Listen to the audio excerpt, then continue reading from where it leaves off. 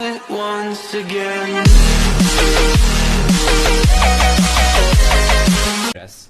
Oh my god, did he just hack into Donald Trump's email account? Of course not. Of course not. Well, what he did is just modify the email header and replaced his email address with Donald Trump's email address. That's it. Well, I'll explain. Firstly, we call this email forging or email spoofing, where a person can pretend to be some other person and send you an email. So in simple words, a spammer can send you an email from your friend's email address, and all this happens without the spammer gaining access into your friend's account. Your friend's account is safe, but still you will get an email from your friend's account, and that email is not sent from your friend. It is sent by some other person who is pretending to be your friend. Let me explain how the spammer actually does this.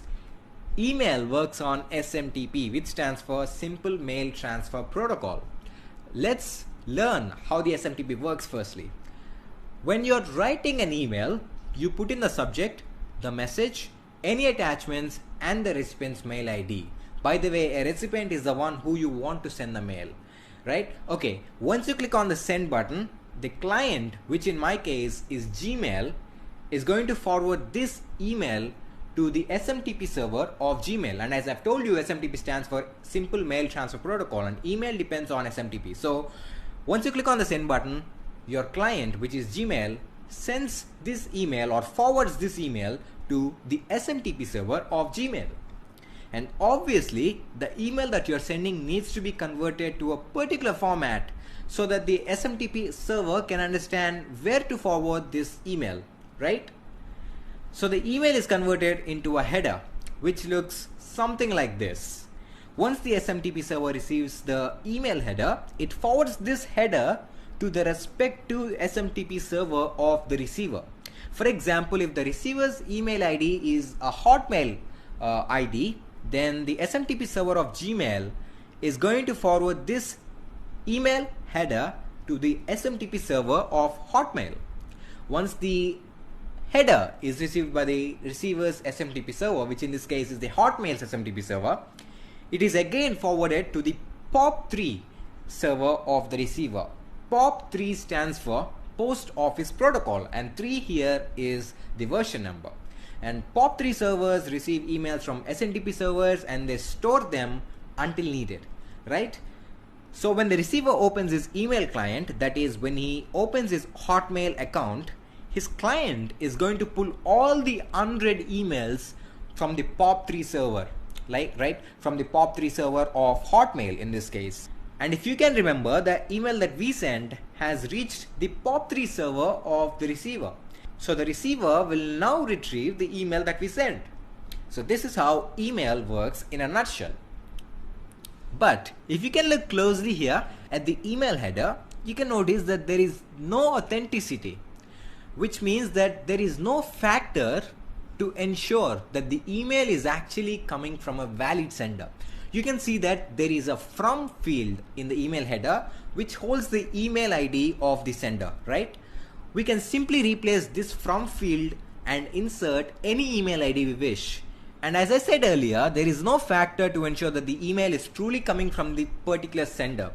So this means that anyone can simply tamper the email header and insert any email address in this from field. So which means you can insert the email address of Donald Trump, or you can insert the email address of Tom Cruise, or anyone, or your friend, anyone, and you can send the emails. Whenever someone receives that email, it appears like the email actually came from Donald Trump, right? So in this way, anyone can pretend to be someone else. Obviously, this is a big threat because SMTP lacks authenticity. And obviously something has to be done. So some extra security standards are added. The from field of the email header is now digitally signed, and this digital signature is added to the email header when the email is sent from the sender's side.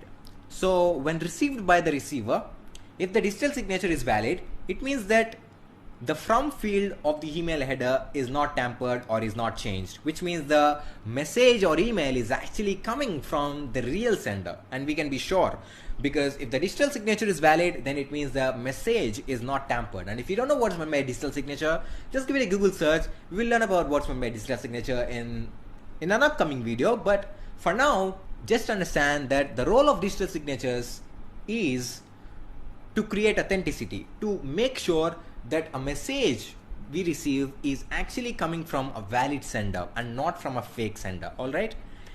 So, if the digital signature is valid, it means that the message is coming from the real sender. And if the digital signature is not valid, then it means the from field of the email header is modified or is changed. And so it means that the message is not authentic, and thus it is moved to your spam folder. This method is known as DKIM. DKIM uses cryptographic functions to achieve this authenticity, and we will learn about these cryptographic functions in some other video. So now you know what's meant by email forging and how it works. And please do note that not all mail providers employ additional security measures to protect their users from email forging or email spoofing. So yeah, you need to take care of yourself too. Thanks for watching this video. If you like this video, don't forget to leave a thumbs up below. And if you don't like it, leave a thumbs down below. And also let me know why you didn't like this video in the comment section below. That will help me improve my next video. So anyways, subscribe for more awesome videos. Hit the bell icon if you did not yet activate instant notifications. And thanks for watching. Cheers.